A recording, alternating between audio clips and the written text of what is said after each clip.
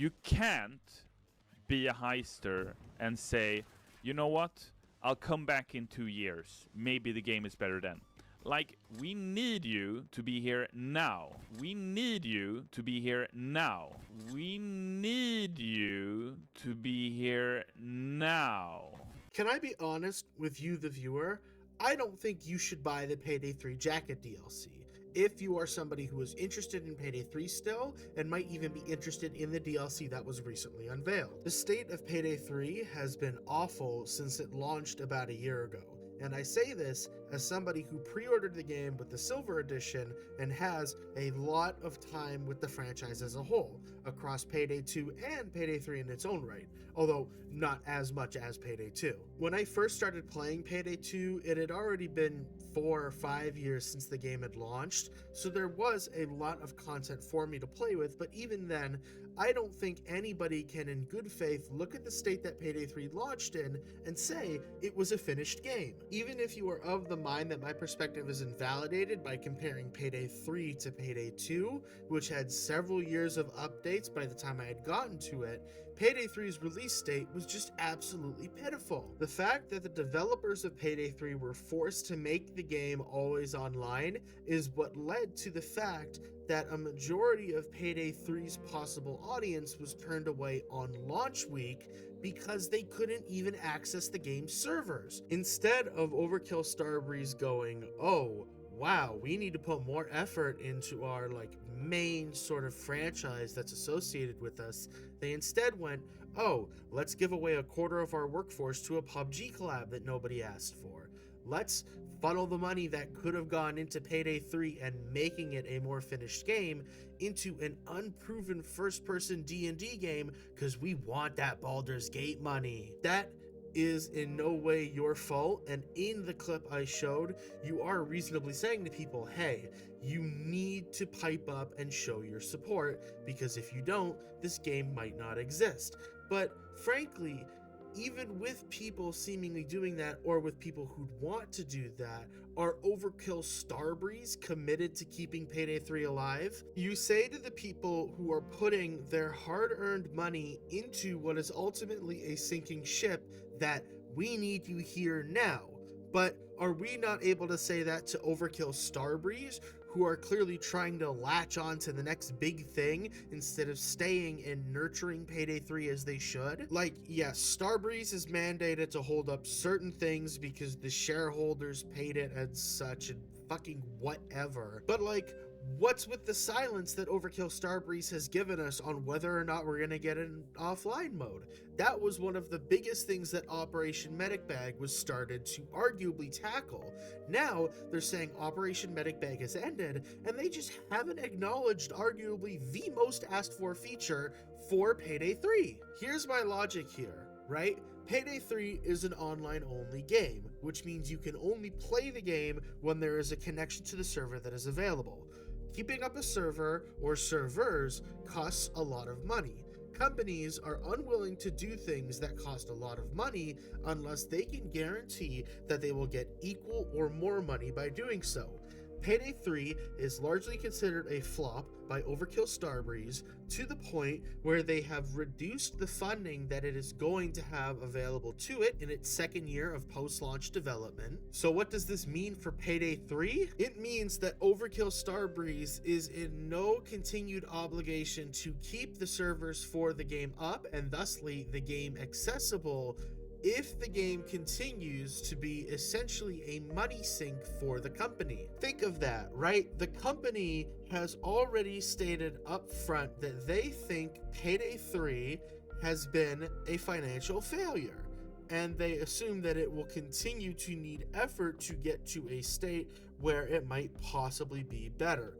Effort that they cannot give because that effort could go towards making something new that might have a better chance at making them money. They're saying, we need you here now, we need you to be vocal, we need you to be willing to financially support, but are they willing to put their money where their mouth is? As far as I've seen, at least, there is no money to be put to the mouth of Overkill Starbreeze because they're just keeping fucking silent. As much as I personally will dick ride Payday 3, you know I love its music, I do really like the aesthetic steps that it's taken.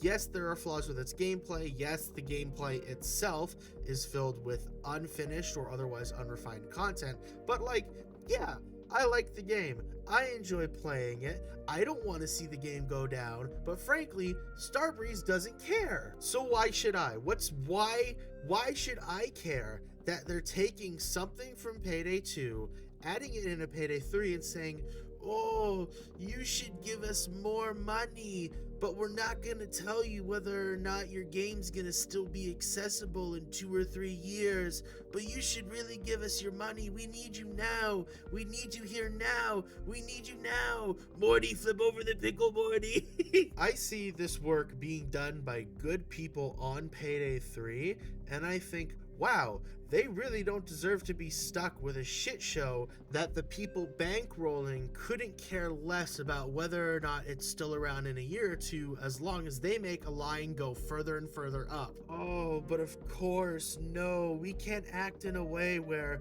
you know, maybe we won't have very high, if many, profits this year, but next year we'll have double the profits. No, we need more money now. Who cares about what'll happen in 2 or 3 or 4 or 5 years? Because in this year right now, we need the line to go higher than it went last year. It's just so fucking tiring. I am very much the kind of wait and see person. Halo Infinite is still one of my most played games on Steam, right? That game is still in a bit of a nasty situation, to say the least, but it did get better with time. And I wanted to be able to confidently say that Payday 3 would also get better with time. With a quarter of the workforce for Payday 3 set off to work on a crossover for a game that I don't play and actually have never cared about, plus the lower amount of investment that Starbreeze is offering to Payday 3's continued development in year 2 after release, it really just has me like, what's the fucking point? Like, I love Jacket, okay? I loved Hotline Miami. I love Jacket in Payday 2. I loved the trailer they made for Jacket in Payday 3. His actual design looks great. I'm sure he'll sound great and play great, but why should I care when I have no idea whatsoever whether or not Starbreeze's continued lack of investment in the future of Payday 3 will extend to the point in which I can no longer access the game in a certain amount of time? And you're asking me for more money? I'm asking you to tell me if we're gonna get a fucking offline mode. Don't go harassing anybody that works at Overkill Starbreeze or anybody that works on Payday 3. I have no issue with anybody personally, nor do I have any issue with anybody specifically working on Payday 3. My issue is with the blood-sucking vampires that run the company Overkill Starbreeze. Always so insistent on burning any future goodwill just to make another dollar tomorrow. Anyone who's got this far, don't take this as saying you have no right to spend your money on whatever you want to spend it on. But I am appealing to the fact that you probably had to work for them. If you knew that something you'd put your money into would become inaccessible or otherwise devalued in some form, would that inform whether or not you decide to give it your money? To me, I see the lack of communication or care on the future of Payday 3 from Overkill Starbreeze, and I think, why should I give you more of my money? I think about the fact that there might not be a Payday 3 if I don't continue to give Overkill Starbreeze my financial support, and then I think there might not be a Payday 3 if Overkill Starbreeze doesn't think the financial support they're getting is worth the difficulty. You know, this is not the group of people that make the thing I love and they know I really love it, so they really want to keep making it, but they just really need more money from me so they can keep making it. Overkill Starbreeze is not my friend.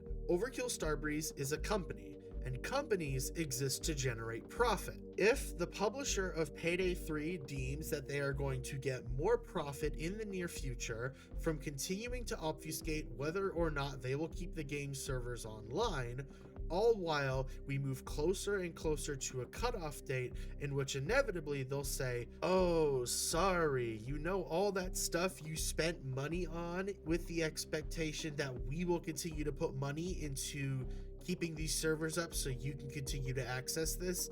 Yeah, well, we're not going to do that anymore, but we're still going to keep your money, except now you don't get access to the thing you paid for. Simply put, I find it very hard to believe that a year from now, Payday 3 will still be online and accessible. Adding Jacket to Payday 3 won't ensure the game is still playable in a year or two's time.